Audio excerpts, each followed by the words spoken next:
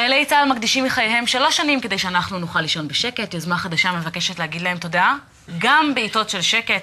הנה יחיאל לנסקורן ממייסדי עמותת לחיילים באהבה. הצלחתי להגיד את שם המשפחה. נכון? ספר לנו עוד. כן, אז הסיפור הוא בעצם, אני וחבריי שירתנו בעת מלחמת לבנון האחרונה, וגם במבצעים באיו"ש תוך כדי השירות הצבאי, והרגשנו המון פעמים בעצם שהחייל נמצא בחזית, ולפעמים תחת מבצעים ושגרה לא קלה, ולפעמים המון פעמים שאלנו את עצמנו, האם החברה בישראל יודעת מה אנחנו עוברים ומה קורה? בלב היה לנו ברור שכן, אבל לא תמיד ראינו את זה.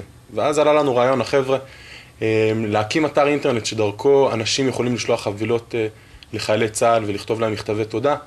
הקמנו את זה מספר חודשים לפני המבצע בעזה, 3 חודשים לפני, והיה מדהים לראות איך באמת במבצע בעזה כל החברה הישראלית נרתמה, וגם יהודים מהעולם, ושלחנו אלפי חבילות, למעלה מ-20,000 חבילות נשלחו לאזרחים. מה יש שם בחבילה של ברמה כזאת, אגב, שחיילים קיבלו כבר הרעלת סוכר מוחלטת. כן, זה תמיד הולך לממתקים. יש בחבילות דברים מאוד כיפים, גם גרביים וכפפות, דברים שחיילים צריכים.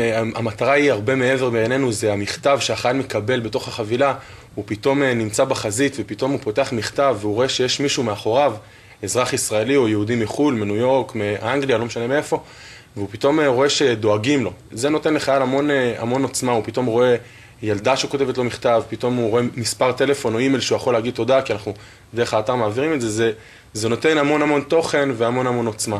ואיך ההיענות באמת שלו בזמן מבצעים ומלחמות?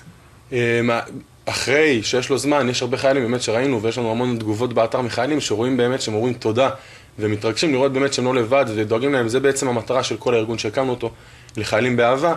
יותר מזה, אנחנו רואים שצה"ל הוא מעין כור היתוך.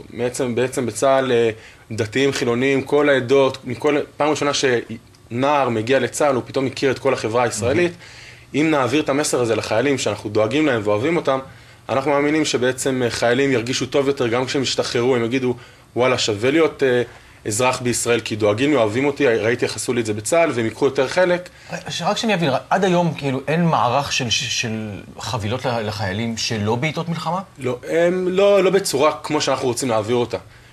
ודאי שיש דברים, אבל אנחנו גם אומרים שאנחנו חברה ישראלית. לחיילים באהבה זה חבורה של קצינים צעירים, שאומרים, אנחנו בעצם רוצים לתת כלי שנותן לכל אזרח לבוא ולהגיד תודה, ובעצם זה מטרת הארגון. כמה עולה? יש חבילות ממש במחיר עלות, אנחנו לא לוקחים על זה שום דבר, 45 שקלים, 65 שקלים ו100 שקלים, זה חבילות ממש מפנקות. יש בהם אפוד קרמי?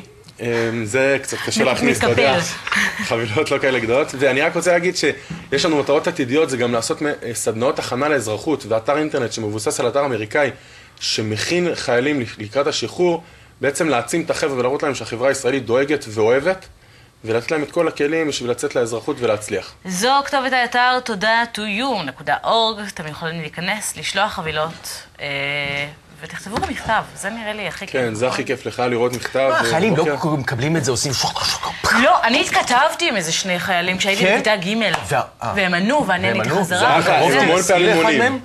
סבירות גבוהה. שכן? סבירות גבוהה, כן. מצוין. תודה רבה שבאת. תודה רבה. יוזמה מבורכת, תודה רבה. פרסומות רבותיי, חדשות, השעה השנייה תהיה הרבה יותר כלילה, צחוקים ושיגועים. עוד מעט.